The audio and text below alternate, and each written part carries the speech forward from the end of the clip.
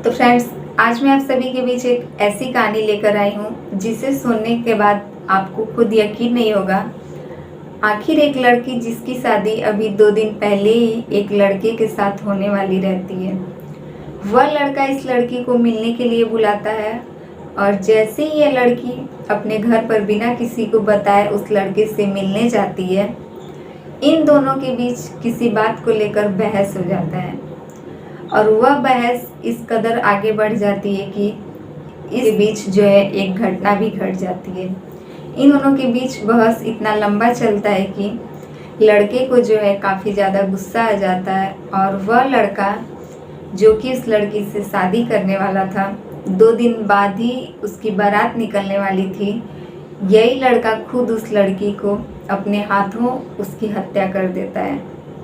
Hello friends, welcome back to my YouTube channel Sangeeta dot Rinku ji में आप सभी का फिर से एक बार स्वागत है और आज मैं फिर से आप सभी के बीच एक नई और सच्ची घटना के साथ हाजिर हूँ। तो फ्रेंड्स, आज की कहानी शुरू करें उससे पहले अगर आप हमारे चैनल पर नए हैं तो प्लीज़ हमारे चैनल को सब्सक्राइब कर दीजिए और वीडियो पसंद आए तो लाइक कमेंट जरूर कीजिएगा। तो फ्रेंड्स, आज की कहानी शुरू होती है 10 जुलाई साल 2024 और यह कहानी है छत्तीसगढ़ के भिलाई क्षेत्र के अंतर्गत एक जिला लगता है दुर्ग, और इसी दुर्ग जिले के अंदर एक थाना लगता है नंदिनी, जहाँ की ग्राम मंडेसरा की रहने वाली एक तेजस्विनी जोशी जिसकी उम्र करीब 19 वर्ष है। यह मंडेसरा गांव की रहने वाली लड़की जिसकी शादी 11 जुलाई साल 2024 को होने वाली रहती है, लेकिन उसके शादी से 2 दिन पहले ही जो उसका मंगेतर था जिससे उसकी शादी होने वाली थी, जिसका नाम है सोनू जोशी, वह उसको 9 जुलाई की रात में ही मिलने के लिए बुलाता है और वह उसे जहाँ की लड़की रहती थी मंडेसरा गांव में, उसी लड़की के घर के बगल में एक छोटा सा तालाब था, वह सोनू जो है उसको मिलने के लिए वहीं पर बुलाता है और मिलने के लिए यह लोग करीब रात को 12 से 1 के बीच का समय फिक्स करते हैं और उसी समय सोनू जो है उस लड़की से मिलने के लिए आता है। तेजस्विनी जोशी जो थी, यह अपने मंगेतर सोनू से मिलने के लिए बिना घर पर किसी को बताए और रात के करीब 12 बजे घर से निकल जाती है और अपने ही घर से पास में जो तालाब लगता है उसी के पास यह जाती है और यह लोग वहाँ पर मिलने के बाद घंटों बैठकर आपस में बातचीत करते रहते हैं। लेकिन इन दोनों के बीच बातचीत करते करते यह लड़की जो थी तेजस्विनी जोशी, यह लड़की अपने मंगेतर सोनू से कहती है कि तुम्हारे घर पर शादी की जो भी व्यवस्थाएं या जो भी कार्यक्रम चल रही हैं, कहीं ना कहीं उसमें इसे कुछ कमियां नज़र आ रही थी, जिसको लेकर इन लोगों के बीच बहस हो गया था। यह लड़की जो है अपने मंगेतर से हर बात पर यही कहती थी कि तुम्हारे घर पे जो कुछ भी हो रहा है वह ठीक तरीके से नहीं हो रहा है। इसी बात को लेकर दोनों के बीच जो है बहस शुरू हो जाती है और वह लड़का सोनू इस लड़की से कहता है कि जितनी उसकी हैसियत है वह अपनी हैसियत के बराबर सारा काम जो है कर रहा है। लेकिन इसके बाद भी इन दोनों के बीच इतना ज़्यादा बहस हो जाता है कि धीरे धीरे सोनू को काफ़ी ज़्यादा गुस्सा आ जाता है। उसके बाद यह उस लड़की को उसी तालाब के पास जो कि ये लोग किनारे पर बैठे ही थे, यह उस लड़की के ऊपर हाथ उठा देता है। तभी वह लड़की उसी तालाब के किनारे सीढ़ियों पर गिर जाती है, जिससे उसे काफ़ी ज़्यादा चोट आ जाती है। इसे लगता है कि इसको कुछ हो गया है। जैसे कि वह लड़की गिरती है, उसे चोट आने के बाद वह लड़की वहीं बेहोश हो जाती है। सोनू घबरा जाता है, उसे लगता है कि अब इसकी सांसें नहीं चल रही हैं और उसे कुछ समझ में नहीं आता है कि वह आखिर करे तो क्या। उसके बाद से सोनू अपनी मंगेतर जो इसकी होने वाली पत्नी थी, जिससे अभी 2 दिन बाद ही इसकी शादी होने वाली थी, यह उस लड़की को उसी तालाब में डुबो देता है और तब तक डुबोया रहता है जब तक इसे यह नहीं लगता है कि यह खत्म हो चुकी है। उसी तालाब में डुबोने के बाद यह उस लड़की का फ़ोन जो है अपने साथ ही लेकर वहाँ से चला जाता है। लेकिन उसे जैसे ही लगता है कि इस लड़की के फ़ोन के ज़रिए भी वह पता चल जाएगा, उस तक पुलिस पहुँच जाएगी, इसलिए यह वापस से उसी तालाब पे दूसरे दिन फिर जाता है और उस लड़की का मोबाइल जो है उसी तालाब में फेंक कर चला आता है।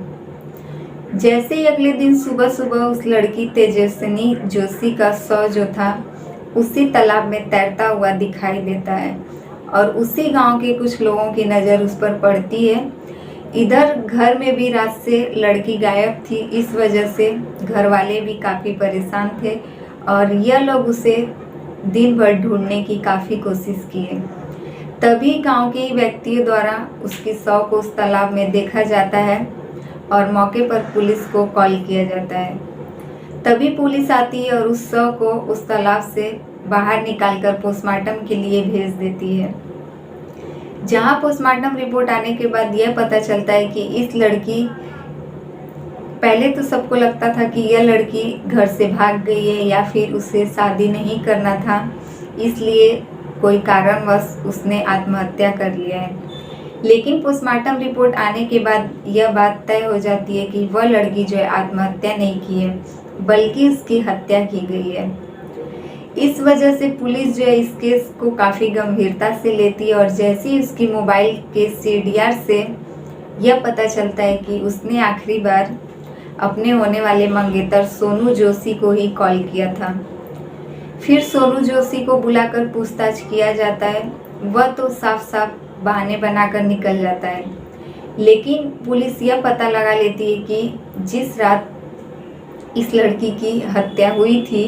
उस रात उस लड़के सोनू का मोबाइल लोकेशन जो है वह भी उसी तालाब के पास पाया गया था। इस वजह से पुलिस जो है उसे वापस गिरफ्तार कर थाने लाती है और उससे पूछताछ करती है। जब पुलिस सख्ती से उससे पूछताछ करती है तब वह लड़का पूरी बात पुलिस को बता देता है और वह यह कहता है कि यह लड़की उससे मिलने आई थी, लेकिन कुछ बात को लेकर इन दोनों के बीच बहस हो गया था, जिस वजह से इसे काफ़ी ज़्यादा गुस्सा आ जाता है और यह उस लड़की के ऊपर हाथ उठा देता है।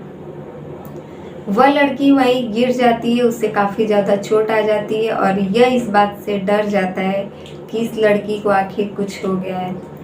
इसीलिए यह अपना गुनाह छुपाने के लिए उस लड़की को उसी तालाब में डुबोकर वहाँ से चला जाता है और पुलिस इस तक न पहुँची, इसलिए इसने उसके फ़ोन को भी उसी तालाब में फेंक दिया था। लेकिन इसे यह नहीं पता था कि 2 दिन पहले उसकी शादी होने वाली थी, इसीलिए पुलिस जो है इस सोनू के ऊपर भी कहीं ना कहीं इससे भी पूछताछ करने के लिए बुलाती है और इसके बारे में भी पुलिस जानकारी लेती है। तो फ्रेंड्स, ये रही आज की कहानी अच्छी लगे तो प्लीज़ हमारे वीडियो को लाइक कमेंट जरूर कीजिएगा और हमारे चैनल पे नए हैं तो प्लीज़ हमारे चैनल को सब्सक्राइब कर दीजिए। फिर मिलेंगे आपसे ऐसे ही दूसरी सच्ची घटना के साथ। तो फ्रेंड्स, आज की कहानी में आप देख सकते हैं किस प्रकार एक लड़का जो कि अपने होने वाली पत्नी का ही शादी से ठीक 2 दिन पहले ही उसको मिलने के लिए बुलाता है और बातों ही बात में वह लड़की की बातें इसे इतनी बुरी लग जाती है, जो कि उसने सिर्फ शादी में हो रही किसी भी कार्यक्रम या कुछ व्यवस्थाओं के बारे में जो कि लड़की को ठीक नहीं लग रहा था। वह लड़की बार बार उस लड़के को नीचा दिखाने की कोशिश कर रही थी कि तुम्हारे यहाँ यह सब जो है बिल्कुल ठीक नहीं हो रहा है। इस बात पर लड़के ने भी यही जवाब दिया था कि वह जितनी उसकी हैसियत है वह उतना ही काम कर रहा है। लेकिन फिर भी पता नहीं क्या हो जाता है कि उस लड़के को इस लड़की की बात इतनी बुरी लगती है कि यह उस लड़की की हत्या कर देता है और यह गुस्से में उसके ऊपर हाथ भी उठा देता है।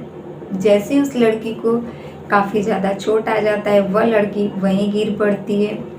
उसके बाद यह एक बहुत बड़ी घटना को अंजाम दे देता है। यह चाहता तो अपने गुस्से के ऊपर कंट्रोल भी कर सकता था, लेकिन इस लड़के ने जो है गुस्से में आकर या फिर जल्दबाजी में आकर एक ऐसा फैसला ले लिया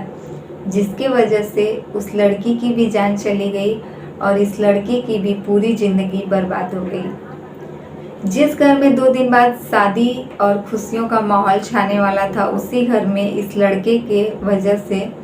पूरे घर में मातम सा छा गया। और उस घर में इस लड़की के अलावा एक और लड़की की भी शादी थी।